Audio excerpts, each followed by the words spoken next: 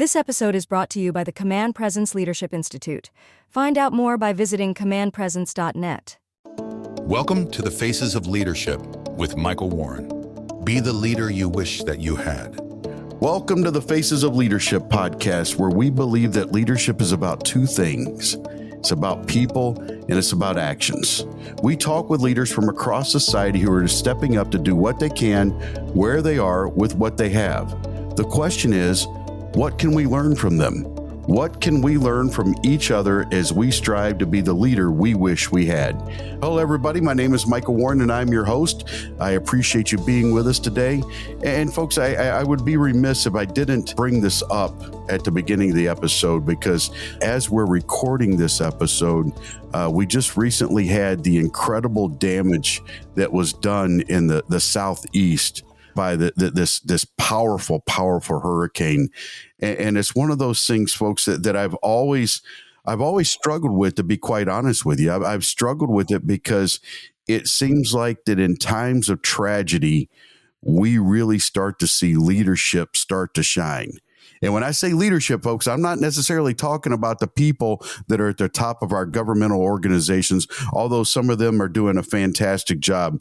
But what I am constantly amazed by during situations like this are the grassroots leadership people that step up with no formal training in many cases and no formal responsibility in most cases, step up and lead the recovery, not just of people, but of cities and towns and counties and governments. And we're seeing that again. And whenever I see that, folks, I'm reminded of how blessed we are to live in this country that we live in. For all its flaws, and goodness knows it has enough of them, we still live in the greatest country on the face of the earth. And so my thoughts and prayers, God bless you folks that were victimized by this storm. I pray that your way of life is recovered quickly, but know that you are in our thoughts and our prayers. And quite honestly, folks, I'd love to hear from you. If you need anything from us, please let us know. But on to today's episode. Our guest today retired from law enforcement after serving for over 30 years. 30 years, folks, 3 decades. That's a long time if you're counting out there. And I wasn't a math major, but I know that's a lot of years. He worked for the Kalamazoo Department of Public Safety, beginning there in 1990. Prior to that, he worked for the Western Michigan University Campus Police. Our guest today also served in the United States Army as a reconnaissance specialist because, of course, he passed the test and was able to join the Army instead of any of the other services. Just kidding, other services. I love you too. Our guest is a past coordinator for the in-service training with the Kalamazoo Law Enforcement Training Center, and he worked with the Kalamazoo Regional Police Academy. He currently serves as an adjunct member with the Kalamazoo Community College. He received his bachelor's degree from Ferris State University in criminal justice and has completed work towards a master's degree in criminal justice from Ferris State. He actually wrote a thesis. Listen to this, folks. This is interesting. Civil litigation and analysis of application of proposed standards to actual training. It almost sounds like he knows what he's talking about, which is why we brought him on today. Our guest has written 1 textbook and several training manuals, along with over 24 articles for several law enforcement magazines, including a monthly column called Behind the Wheel for Police Magazine. His work has been cited and quoted in the Harvard Law Review, which again, folks, I'm not a lawyer, but I'm told that's a pretty daggone big deal right there. He is regularly consulted on training issues by law firms and police departments across the country and has provided expert opinions. He's a national trainer who's delivered presentations on a variety of topics to professionals in the law enforcement field. Please welcome to the podcast, Chuck Dahlinger. Welcome to the podcast, sir. Thank you very much, sir. I appreciate the opportunity. You started your public service career because I always tell people, that public service isn't necessarily just law enforcement or firefighting or city government or federal government. It's also military service. So you started that a long time ago. So let's start back then. What was it that drew you to military service? Probably a lot to do with my family background. I had family members that served in the military. I was always interested in the military, and at one point I made a decision that I wanted to give the military a try. I'm very glad that I did. It gave me a lot of opportunities and taught me so much that I could later use in life myself. Well, I'm a big reader, and I like reading stuff about World War II. Okay. I think it's just such a fascinating time in history. The miniseries Band of Brothers. Buck Compton was one of the individuals that was part of the first of the 506. And he ended up writing a book after the miniseries came out, and I think it was called Beyond Band of Brothers. Buck, he actually became a prosecutor. He's the guy that prosecuted Sirhan for the assassination of Robert Kennedy. He became a judge out in the state of California. But one of the things he talked about in the book, and I just kind of want to get your take on it because I kind of know where I stand on it. At the end of the book, he makes a case for compulsory military service. And the thing is, he goes, listen, it's not because we need a really large army or we should be intimidating or anything like that. But a lot of it revolves around young people. And I'm going to be, very, very general here, specifically young men often struggle with understanding or determining what they want to do with their life immediately upon graduation of high school. And I would be willing to bet that during your time in college and working on the campus, you may have encountered some people that were there very good at spending their parents' money on an education and entertainment, but accomplishing very little towards preparing them for whatever they were going to do in life. And so he says that if we had this military service, that it would be an opportunity for us to mature and then also to save some money so it wasn't quite so expensive for our parents. So from your experience, what was it that you took away from your military service that helped you later on in life in the variety of roles that you filled during your law enforcement career? Well, I was blessed through my career and prior to the military of having a good education. As I said, I went to school. I was able to study and get a good education. The military gave me things that a college didn't give me: discipline, organization, leadership. These were all things that you may find in a textbook in college, but you see it in real life in the military. The structure that the military offered is far different than the structure of a young man in a dormitory. I had a friend in college that I remember very distinctly him talking about how he was saving money for a dry cleaner because he had these dress shirts that he wanted to have dry cleaned. I'm like, dude, why don't you just wash them? Well, you can't do that. And I'm saying, well, I'm pretty sure you can. But it's simple little life skills like that perhaps we like to think that we're ready for that step into adulthood. But the military is very intentional about taking you into that step before adulthood. Would you agree? Totally. You learn so much from the military, dealing with people, dealing with diversity of people. The military is phenomenal and has a lot of different diversity. You also have to learn to deal with rank, people above you, people below you. And those skills can translate very well in the civilian world, no matter what you do, whether it's nursing, law enforcement, business. The diversity piece, I'd completely forgotten about how diverse units actually were. And listen, I like to think I'm a pretty smart guy, and I've got a pretty good grasp on the United States of America, right? But I can tell you in basic training that there were a couple guys in my platoon that were from Samoa. And it took me a little bit to figure out why are Samoans in the American Army? And it's because it's a U.S. territory. But you talking about the difference in perspective from this kid from the Commonwealth of Virginia and these kids from Samoa, and them coming and not only having to live together, but having to learn together and having to work together. It really required you to be intentional about working with people that were from completely different backgrounds and completely different perspectives than what you had. Absolutely. And additionally, besides working with them, you had to learn your communication skills with them. Not everybody speaks the same language, so to speak, or terminology. So you had to learn to communicate well with one another. Not only did you have to learn it, but you had to learn how to do it under stressful situations. I won't say adverse. We'll go with stressful, under stressful situations. And that had to have helped you further on in your career as you're not only working with people in those types of situations, but eventually you end up leading people in those types of situations. Absolutely. The stress that I went through in the military in terms of specialized training for reconnaissance operations in the field, things of that nature, definitely prepared me for law enforcement, because I'd come through a stressful position in law enforcement, and I would basically say to myself, you've got this because of your military background. You were able to deal with this once before. You can deal with it now. That's something, and I'm not here to say that only comes from a military background. No, absolutely not. I think that a lot of times, if you have a good coach, you can get some of that same type of confidence from sports teams or from even rigorous academic work. But the thing is, though, it was a great opportunity to begin to understand that you have to work towards things that have meaning and value.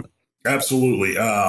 In my case, it was the military, but you're absolutely right. I've worked with officers that played college football or college hockey, and the skills and the communication and the stress that they learned also made them very good on the streets as well as administrators. You didn't stay in the Army. You got the honorable discharge. Yes, sir. And then how did the transition, or what caused the transition? I guess what I'm looking for is what led you down. You know what? I think that law enforcement, that's a career. That one's the one for me. I always wanted to go in law enforcement. I was always fascinated with it. After I did my active duty time, it was a very difficult decision whether I'd stay in or leave. But at the time, I was single, not dating, not married. I missed my family. I said, I'm going to leave and try law enforcement. And I was fortunate enough that when I left, I was able to come back and immediately get into a police academy and start working for a police department.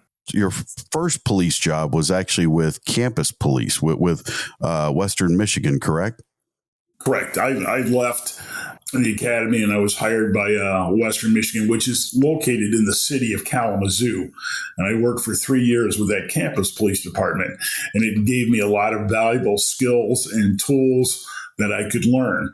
As a result of working there, I was fortunate enough to meet a lot of city officers of different ranks, patrol officers, and they said, hey, we're hiring. Why don't you apply for us? And I made the transition from campus to the city based upon a lot of solid officers and command officers that seemed to like me, take me under their wing, and offered me a position with the city. Would it be an accurate statement for me to say that there are some people that would believe, and this isn't just restricted to our agency or to our profession, but there were many people that would think that policing at Western Michigan was the same as policing in Kalamazoo because they were geographically in the same place, but the customers, for lack of a better term, they were different, weren't they? I mean, you're still a police officer in the state of Michigan, but the way in which you policed it and the expectations were different, weren't they? Absolutely. Working as a campus police officer, as well as other campuses, not only is there the basic traditional law enforcement, it's very customer service oriented too. You're dealing with a high population between 18 and 23 years old. Yes, there's some diversity, but basically you're dealing with a lot of young adults on whatever college campus you work for as a police officer. So when you move to a county or a state trooper or a city, you expand the population that you've been serving and working with. And I think that's one of the things that I like so much about the profession was it wasn't just the diversity of people that you worked with, and it wasn't just the diversity of people that you dealt with. It was the diversity of issues that you had to deal with that were brought to your attention by those people. To me, it's not an overstatement when we say no day was ever the same. Absolutely correct. I dealt with a lot of issues as a campus police officer that I may not have dealt with as often as a city police officer. But as a city officer, I dealt with a lot more things than I ever would have on a campus. All right. So we had a previous guest on here, fantastic guy, Brian Urich. I think you may know the guy. Extremely well. Yeah. So he kind of explained to us what a public safety department is. It's a department that is responsible not just for police services, but also for fire services. Is that something that you were excited about, or was that something you just took as the price of admission to be on the law enforcement side of things? Probably the second aspect there. Brian and I did work at still is the largest public safety in America, police fire, where we keep all our fire gear in the back of our car and we respond to fires, EMS, and law enforcement. Probably 90% of Kalamazoo public safety is law enforcement oriented. Firefighting was something that became a learned skill. Fortunately, because of the stress aspect that I learned in the military, it was able to translate to the fire side too, because that was a whole nother animal that a lot of officers have to get to know. I want to get your take on this, because I think that the smaller a business, and I'm talking about a private for-profit business, the smaller the business, the more hats, for lack of a better term, that people within that business have to wear in order for the business to be successful. You probably don't have a singular role as sales or accounting or whatever. You've got to wear multiple hats. And that's exactly what you did in a public safety department. You had different hats, or in some cases, different helmets that you had to wear to accomplish your job. How does someone be flexible enough, to be agile enough to be able to, you said 90% of the work is probably law enforcement related, but you're going through your day and for 6 hours you've been doing police and stuff. And all of a sudden now you're thrust into a role where you have to take on a fire service hat. How do you prepare yourself for that shifting back and forth between those areas of responsibility? Two ways. One is your mindset. Okay, I'm done being a police officer. We got smoke coming from a building. We need to deal with that. You have to put yourself in the proper mindset that I'm not writing a traffic ticket. I'm here to put water on the fire. The second aspect, which is what you guys discuss quite frequently, is the leadership role. You get to a fire scene and you have a lot of sergeants or lieutenants that take command of that fire scene, and they start directing you on good leadership. I need a 360 on the building, set up a hose here. I want a ladder truck there. So one, you get yourself in the mindset, and two, the leadership of who you're working with at a fire. Would it be a proper statement to say, no matter what profession you're in, that change leadership, and I'm not talking about changing, the culture of an organization, that type of change leadership. I'm talking about that agile leadership that must be present, where people have to be willing and able to shift roles, to shift gears. I hate the term multitasking, because we don't really multitask. We just change back and forth, our focus back between two jobs. Leadership is what really provides the ability for it to be done quickly and effectively, because after the fire's over with, guess what you go back to? You go back to primary being police work. You talk about these sergeants and lieutenants. What has been your experience for those frontline supervisors? How important is it to have people in those positions that are not only technically competent, they know how to do the job, but they're also tactically proficient in that they know how to do the job through people? I've been very blessed because the command officers I work can do both things. A lot of command officers took the time to continually train themselves on the fire side. They were very strong on the police side, but as they got promoted, they worked, they studied, they went to training so that they could enhance their firefighting command skills.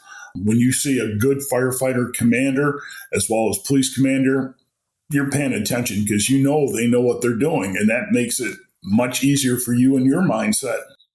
Is it a prerequisite of leadership or effective leadership that you have to be self-aware, that you have to have an understanding of what my strengths are and what my weaknesses are? And if I am required to work in my weakness, then it's required of me to ensure to the best of my ability that those are minimal deficiencies, rather than just saying, hey, it's just not something I'm good at. those that do both jobs, or whether it's even the private sector, know they have to work on whatever they think their limitation may be and strengthen that aspect. They may be very good in sales, as you mentioned, but they're lacking in finance. So they take the time to work in their finance to up that skill level. Yeah, I may never be a CPA, but I have to have an understanding of how the books work. Because if I don't understand how the books work, then how can I contribute to them working effectively? Would that be right? Absolutely. All right. So how did you get your first formal promotion? What was it that brought about your first formal position of leadership? How did that take place? That became through a promotional process of a written interview, review of the personnel file, and a personal interview as well. And was that to the rank of sergeant by chance? No, that was the rank of detective. Oh, look at you. So if you're, and I think that's a great point right here, because you get your first promotion to detective.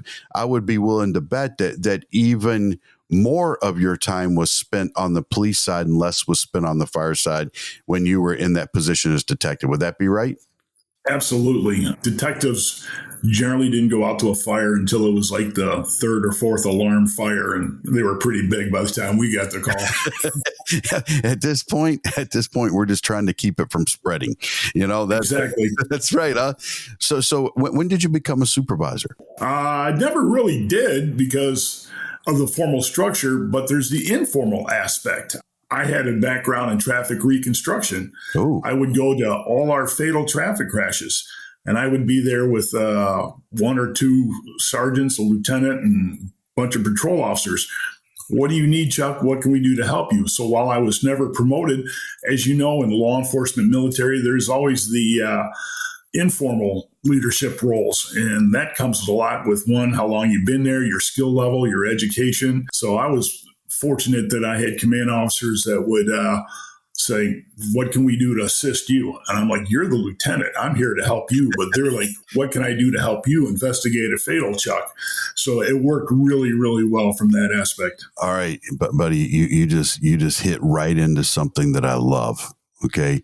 So let's spend a little time, if we can, talking about informal leadership, because it's been my experience that in many organizations, the most effective leaders have no formal authority at all, but their ability to lead their peers surpasses those that do have that formal authority.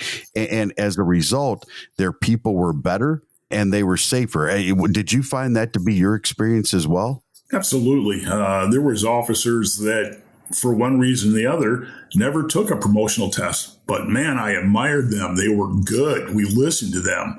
Sergeants deferred to them from time to time. What do you think when we get on scene or something like that? So you see that quite a bit in law enforcement, the formal aspect and the informal. As we used to joke in the military, I respect the rank, but sometimes not the man. Yeah. That sometimes can be the case with law enforcement too. Okay. But you talked about, hey, I'd go to the scene and the sergeant lieutenant would be saying, hey, what can we do to help you? No, I'm here to help you. How important is it in your mind that someone that is higher in the organizational chart, how important is it that they're willing to be led from below when it's appropriate, when that person below you has more expertise or more experience in this, whatever it is that you're dealing with? How important is that willingness? Very important. That shows a good commander willing to listen, willing to help, but he also has trust and faith on the person that's underneath him based on their education or experience. In my case, it was traffic reconstruction. A lot of times, SWAT guys are on scene for an incident. You know what? I'm not a SWAT lieutenant, but I got 3 SWAT guys here. What do you think we should do? And that's very important when you have a good commander willing to recognize the talent and education and the skills of those underneath him. It was always my experience in the military that one of the most sought after people in a platoon or a company was the radio operator. And the reason why people wanted to be around them was because they often had access to information by virtue of their job, by serving as the mouthpiece for the platoon commander or the company commander. They had more information than we had available, even though most of them are in their E3s, they're PFCs. Because of their knowledge, they had a tremendous amount of influence over people that were their peers and even above them in the organization because of knowledge. So how important is it that people within an organization seek to become more knowledgeable about whatever it is that they're an expert at? It's very important. If you get to an agency or a platoon or a company, even in the military, you know who has the skill levels for that particular task that's going to come face you or that you're currently facing. So when you see those people with that skill level, that knowledge, you seek that out to help you make the decisions or help the lieutenant or commander make the decision on a scene. I bet you never had this issue in Kalamazoo, but I've heard, we'll go with that. I've heard that there are sometimes people in formal positions of authority who are unwilling for whatever reason to listen to someone with less rank than they have, simply because they don't have as much rank. Even though they may have more technical and tactical expertise, they refuse to listen to them. What are some of the downsides of a leader who refuses to listen to people that know more than they do? The downside would be they would ultimately probably make a bad decision because they didn't rely on the knowledge or expertise of somebody to help them. And that would be a big problem when you make a bad decision. Again, I was blessed with my agency that our command officers knew who had special skills or talents, and they did not hesitate to ask them for their opinion, which made things run smoothly. Chuck, you probably knew the weak spots of your former leaders. You probably had a pretty good idea of where their areas of strength were, but also where their areas of weaknesses were. There are people, I'm not naive. There are people who would use that information to gain an advantage over their supervisors. In a trusting organization, in an organization that's high performing, those areas are openly shared so that they can be helped.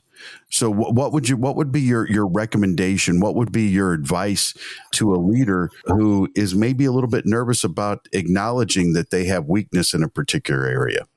My advice to them would be seek out that additional knowledge, but maybe not start with somebody underneath you. Go to a peer. If you're another lieutenant or sergeant, ask another sergeant or another lieutenant that's in equal rank. Hey, how can I do this better? And you can learn from the rank of your equals before you go down below you. Would it be a safe assertion to say that failure to go to anybody, though, and making a bad decision is more detrimental to that leader than seeking advice from someone below him? That you're better off so to help you with that decision, right? Absolutely. At the end of the day, if you don't have that knowledge or that expertise from someone to help you, it's not good for you. Like I said, you don't necessarily have to go to somebody of a lesser rank. Speak somebody that you're comfortable with that's of an equal rank with you. My advice would be, especially to people coming into the profession, to take advantage of every opportunity they have to improve their knowledge and skills so that when they get promoted, those areas of deficiency are fewer and farther between. Would that be a good piece of advice to give those folks?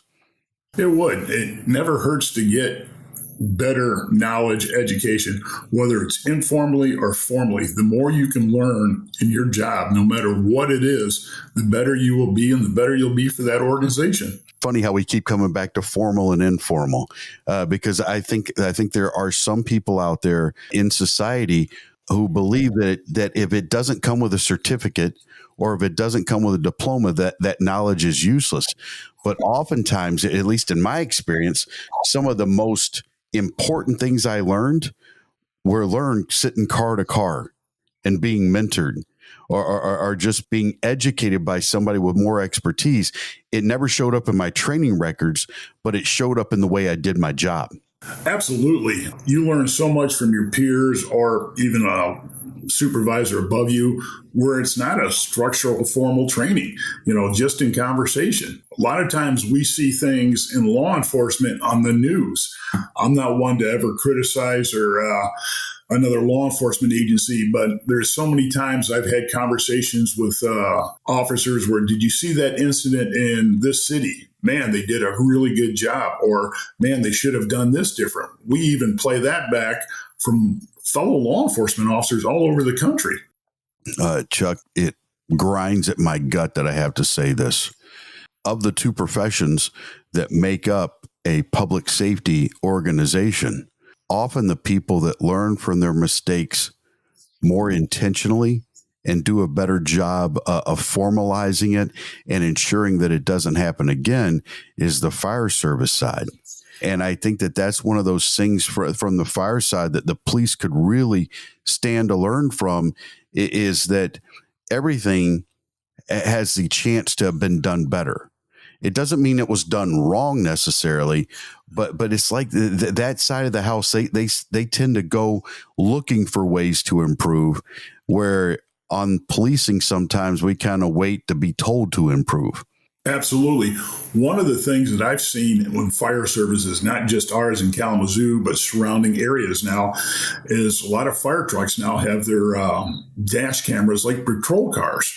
And after every major fire, they do a debriefing and they go back and they review dash cameras. Hey, what did you see? There was smoke here. How come we didn't attack this side? And fire departments are historically extremely good at debriefing and learning. And now, like I said, they take police technology and put it inside their fire truck. And a lot of times when those fire trucks pull up to the scene, I see engine operators turn the camera to the house. So they're filming the whole firefighting aspect. And again, those debriefings make you a better firefighter because you're learning. Because the fire service is still a dangerous profession. Oh, extremely. Yeah, but it seems it's not a risk averse, but it's a risk mitigation profession that is serious and intentional about that risk mitigation. And that only comes through learning from mistakes, finding new ways to do things, and incorporating all that stuff into the way that you do your job on a day-to-day basis. Absolutely. Even by looking at these debriefings or videotapes of incidences, whether it's your own agency or across the country, you see a lot of times where, you know what, they didn't do anything wrong. We would have done the exact same thing, but it still reinforces our decisions on what we do and how we do things. I believe that one of the fundamental duties of a leader, no matter where you are in an organization, is to ensure to the best of your ability that your people are safe, that they have the tools and the knowledge to get the job done. So if you were to take a young leader, a brand new sergeant, let's say, if you were to take this brand new sergeant aside and talk to them about what their primary job is to their people, how would you describe what that was to them? Me personally, I would probably say to them, don't look at the technical aspects of police. Don't look at the technical aspects of firefighting. We will get those. We will learn those. Take care of your people. Keep them motivated. Keep them safe. There's so much that we can do as leaders personally other than professionally. The professional aspect is still important, but we can teach anybody to put water on a fire. But it takes a special skill to teach a young sergeant to say, hey, what's wrong with this troop today? Why are they down? What can I do to motivate them and lift them? So I like to look at things in terms of the personal supervision as well as the professional supervision. Now, you said something interesting there, though. You said recognize when they're down. The only way I can do that is if I have a deep understanding of the people that have been entrusted to my care, that I have to know those. I can't be detached from them. I have to know them so that I can recognize when those things, so I can recognize, well, you know what, Mike, he's not acting right today. He's not breaking the law or anything, but something's not right with him in our business and just about any business, really. When there's something negative going on in their life, it can have negative impact on their performance, on the way they go about doing things. And in this business, this is a dangerous business. It can literally put them at risk of injury or death. Correct. Good commanders work with several officers on a routine basis, several months, several years. They know the personality aspects. But for a new sergeant, you may not know somebody's having a bad day.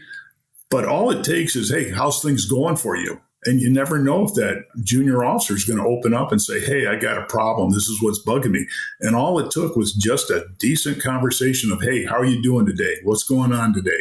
And even though they don't work with them on a day-to-day basis and they're still learning who the personality traits are in their platoon, their zone, their shift, that still can go a long way to help that young officer.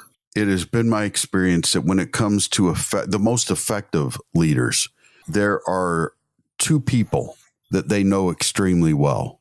They know their people and they know themselves.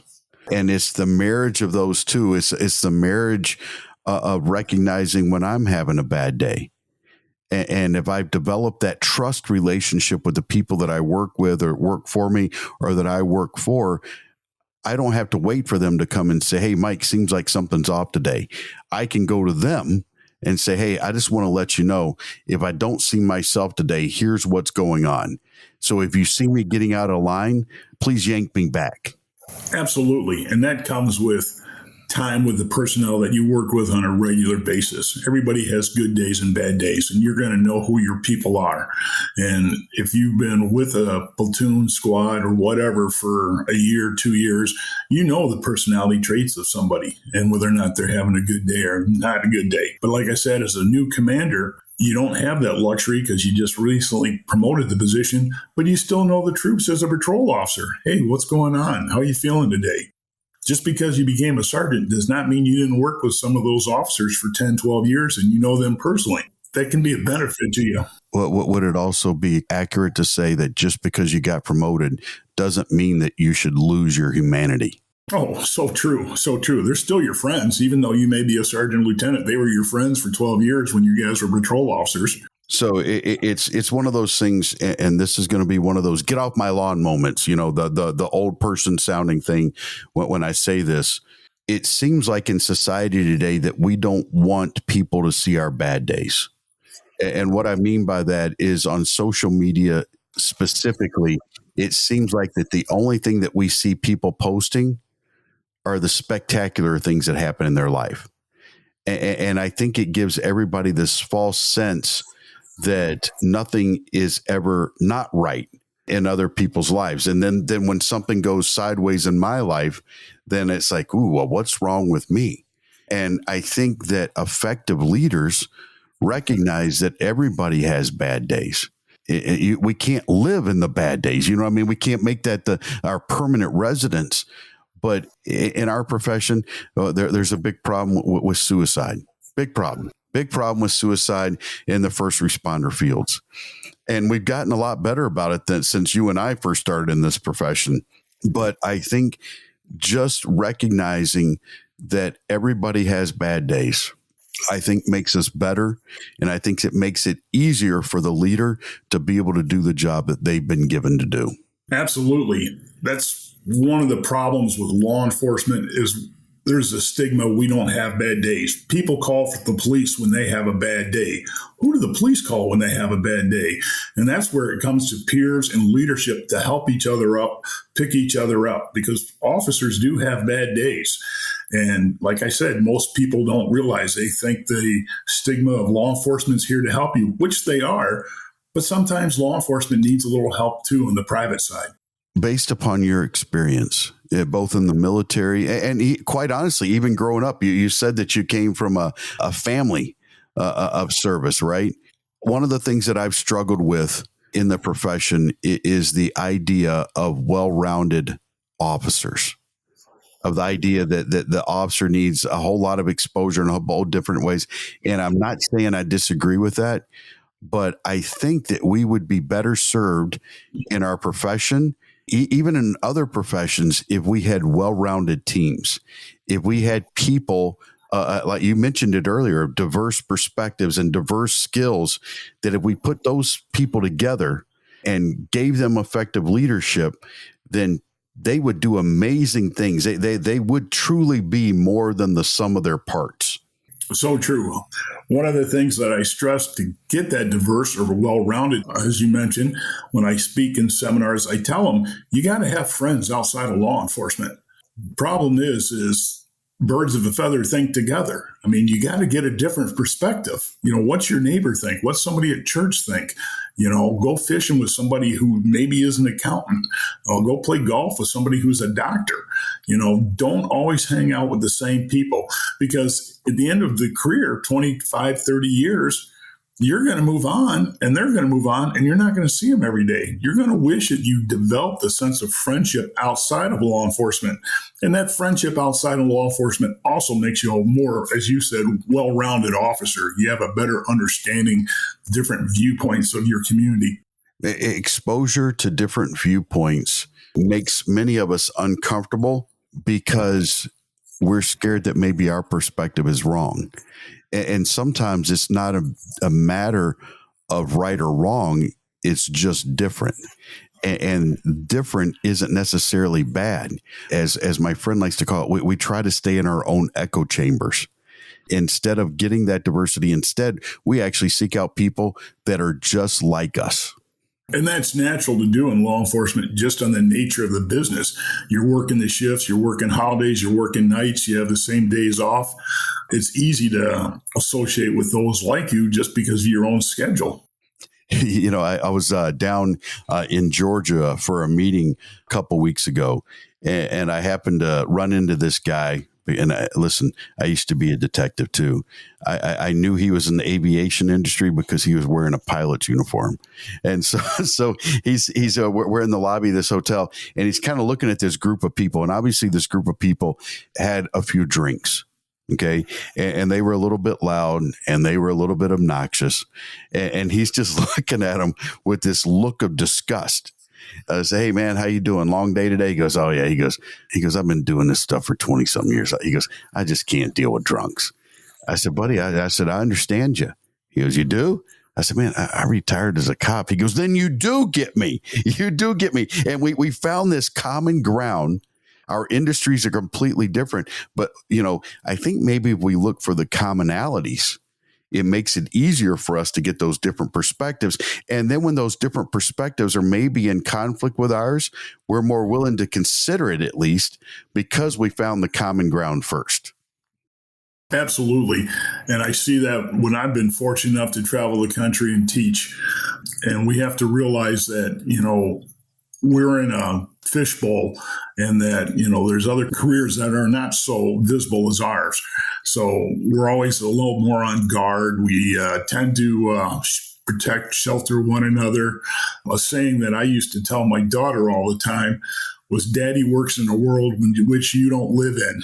Yep. And she's like, Dad, we all live in the same world. No, we don't, honey. No. There are certain places that Daddy goes that you'll never go. Same planet, yep. But not the same world. Exactly. So in law enforcement, we tend to rely on each other, whether it's in our own department or whether you're traveling and you run into a Oklahoma Highway Patrol officer or a deputy in Arizona. You all have the same thoughts and beliefs to some extent because of the things that we've done and seen. So you talk about traveling around and teaching. What type of stuff do you teach?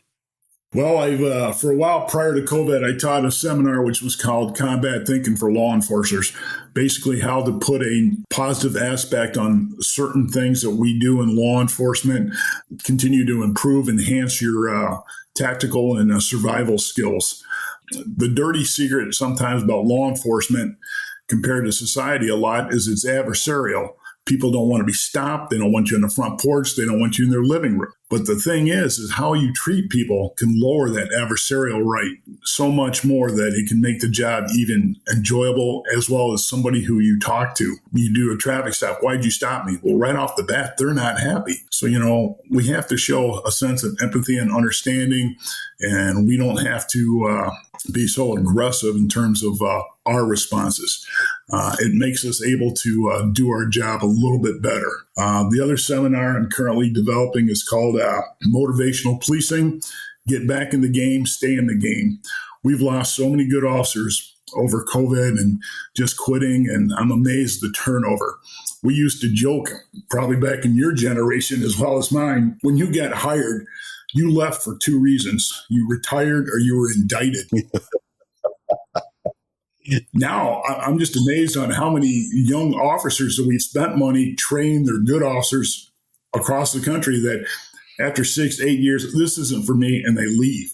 Well, we've had such an investment in these officers that we need to keep their mind in the game. We need to make it enjoyable for them, make it rewarding for them. And I'm not talking about financially. This is where the leadership comes in, is can you keep your troops' morale up? Can you keep them happy? Let's have fun when we go to work, but still be safe. Well, would you agree that one of the best retention tools, if not the best retention tool that we can use to keep those people that you're talking about here are good leaders, is effective leadership? Absolutely. I think the officers that I've had a chance to speak with, a lot of the reasons they left was probably a leadership aspect across the country. I've been blessed to speak with these officers. Oh, I'm thinking about leaving because my sergeant doesn't like me or my lieutenant's always on me. Well, you're going to have a new lieutenant. You may go to a different division someday. Don't just give up because of that one person. And it's up to that leader to continue to make the job fun. You want to look forward to going to work with the people in your squad, your platoon, your supervisors. I have a good friend named Rick Mitchell. And one of the things that Rick always talks about, if you don't have that leader that you want or you need, then how can you help those around you to be that leader for them?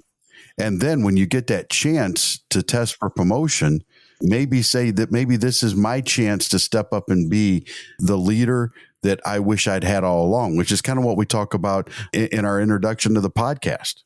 Absolutely. I was doing a seminar in North Carolina, and I was given a tour, and I went through a locker room, and a guy had a sign on his locker that said, "Be the supervisor you always wanted to work for." And that really struck me. I'm like, this guy gets it. He cares about the people that he is supervising, and never talked to that officer. I don't know if he ever had good or bad supervisors, but that's one of the things that he lived by was be the supervisor you always wanted to work for. And that's so important, especially with younger officers just starting out in their career. Chuck, you and I, we understand the cycle of violence that they talk about when it comes to domestic violence. Keeps getting worse until there's some type of intervention, and it usually has to be some type of outside intervention. But we also see the family cycle of violence, where kids that had parents that were involved in domestic violence are more likely to be domestic abusers themselves. And so I think we see the same thing in leadership. And I just had a discussion with a class that I was teaching this week, and I challenge them that they should start keeping a journal of the things that their supervisor does that they would do differently if they were in that position. Because we often hear people say, man, if I was the boss, I'd never do that. Yet they become the boss, and then what do? They do exactly what they said they'd never do. And it's because it's the only way they've ever known. So we have to be intentional about not being that person that we used to complain about. Correct. You can look at different bosses of different ranks, different departments, and you can take the qualities of those different individuals and use them for your own leadership skills. Genetics. When someone is born, they're the melding of their mother and their father. And those were the melding of four people. You know what I'm saying? There's no supervisor. There's no leader that's perfect. But I can take stuff from over here from this one, and I kind of become their offspring. I don't look exactly like my mom. I don't look exactly like my dad. I'm kind of a mix of both of them. And I think that's probably the best product if we're intentional about it. I totally agree. I was able to learn things in the military from captains to sergeant first class to staff sergeants that I really admired how they did certain things. And I'm like, I'm going to learn from this guy. I'm going to learn his skills. I'm going to use some of his skills. Listen, some of it may not work for us because we are different people. We can take some of those things and we can tweak them so it helps us to become more effective as leaders ourselves. Oh, absolutely. There's a lot of things you can change slightly to even enhance the positive aspect skills that you see. So as we're wrapping things up here, we've kind of reached the part in the program where I tell you the biggest takeaways I have, and it gives you a chance to correct me or say, yeah, you got that right, or expound on a little bit. So you ready for this? Yes, sir. All right. So one of the things that we talked about several times, and I'm becoming more and more convinced of it, diversity of perspective makes us stronger. Absolutely. The new theory that law enforcement is striving through, and it's tough to do, but you want your agency to represent your community. If you have 33% Hispanic in your community, you would like to have 33% of your officers Hispanic. If you have 40% Black Americans, you would like 40% of your department. That's tough to do with recruiting, and not everybody wants to get in law enforcement, but that diversity background of your officers, as well as whatever they experience, will make them a better officer. It will make us a better organization. Even further out, it'll make us a better profession. Absolutely. The agile leader, you are able to attain agile leadership if you have the proper mindset and you see yourself as a leader of people with the focus on the people. Would that be accurate? Absolutely. As I mentioned earlier, I looked at leaders and I worked with several great ones. The two aspects was the personal leadership of their personnel as well as the technical aspect of the job. Most everybody can learn the technical aspect, but it's those leaders that cared about the people they worked for, took care of the people, showed a sense of willingness to help you with whatever your problem was. Those were the real good leaders. And those are the skills that officers will take with them. And when they become leaders, they'll pass that down to the next generation, to the next generation. It really is like a family tree. That's where you start to get the effect of accumulation. The cumulative effect where I train these two, well, they each train two, and now we're up to four. And now we've got an organization of leaders that cares about their people and they can actually do the job. The big thing that I see with retirees is they keep in touch with some of their field training officers who are now lieutenants, captains, or chiefs. And they always still say, hey, how's it going? And it's like, this guy was 22 years old and he had a 35-year-old field training officer. The guy's now a chief somewhere. And you know what? That's good that they still keep in touch with their field training officer and the tremendous effect that they had on that officer's career in the beginning stages. If we could somehow perform a DNA test on their leadership style, we would see a strand from their FTO. Absolutely. And I think that's incredibly powerful. I like this one right here. I liked our discussion on this because I think it's one of those things that perhaps is lacking in many leaders. Be willing to lead from below you in the organizational chart when it's appropriate to be done. Totally agree with you. As I said, there's so many examples where sergeants or lieutenants will ask somebody underneath them who has the skill, the ability, the knowledge, and technique, hey, what should we do? How should we do this a little different? And when a commander is willing to do that, it shows great leadership. Informal leadership, one of the most powerful tools in any organization, whether you're a computer programmer, whether you're in the medical field, whether you're in education, no matter what the field, informal leadership is a powerful, powerful tool. As you talked about that one sign you saw on the officer saying, be the leader, the supervisor you wish you had. And I think if we all acted like that, no matter where we're at in the organizational chart, we'd be better and everybody else would be better. Absolutely. I love the idea. Promotion doesn't mean that you lose your humanity. It just means that you're responsible for other humans. And human beings require relationships. Correct. And a lot of promotions, the relationships are still there. Just because you got the stripes or the gold bar, the silver bar, the captain's bars, you still have that relationship with those that you were hired with, that you work with, that you know. They shouldn't be abused and they shouldn't be used as leverage, but they should be used to the advantage of the people that we've been given authority over. Absolutely. And good commanders will recognize that and use it to their advantage to help them as well as the organization. Last one, effective good leadership is one of the most, if not the most effective retention tools that an organization can employ. If you don't have good leadership, you're probably not going to have good retention. So true. We're seeing so many officers, unfortunately, leave for one reason or the other. But I think if you did a deep dive into it, it would come back to the culture and the relationships that supervisors had with these officers. the morale that the department did not have or did have. If they did have it, they're probably still going to stay. So I'm going to put you on the spot here.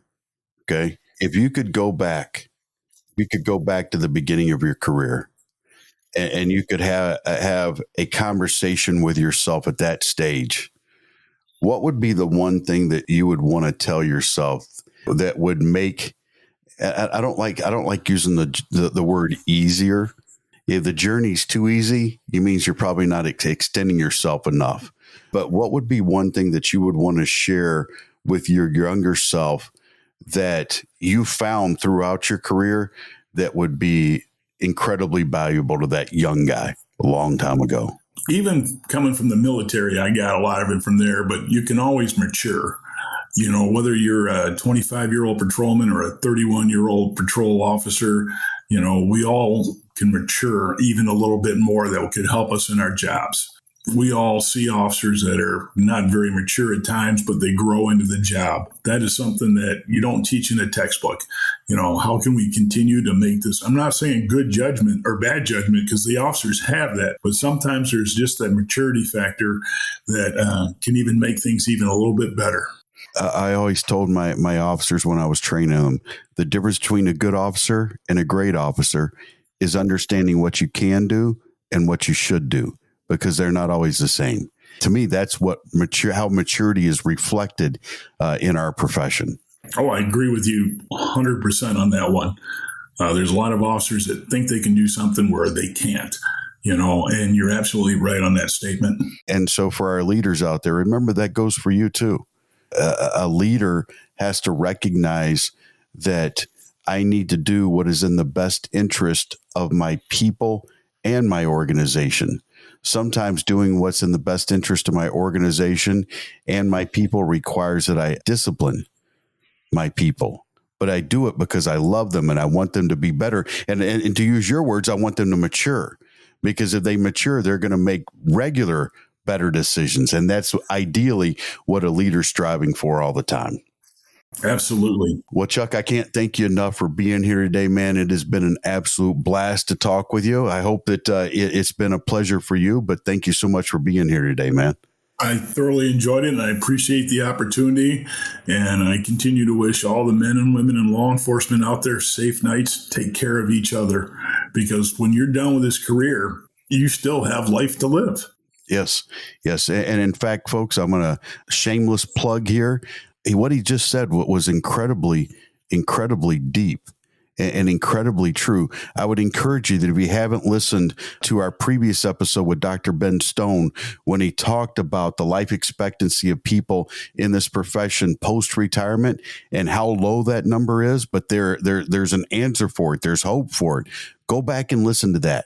You know, because there's no sense going and working all this time for retirement when you don't live long enough in retirement to enjoy it. So, Chuck, thanks for that, man. Thank you very much, and I appreciate the opportunity. And for all our listeners, thank you for joining us today. Folks, if you enjoyed the episode, and as I always say, I sure as heck hope you did, be sure to follow the podcast on your favorite podcast provider.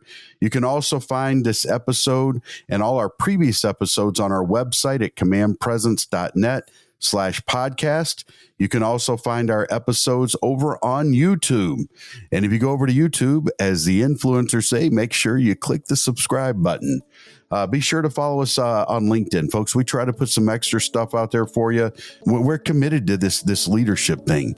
I personally believe that leadership is one of the biggest game changers, no matter what organization or profession you're in. So go and check us out over there. And remember, be the leader you wish you had.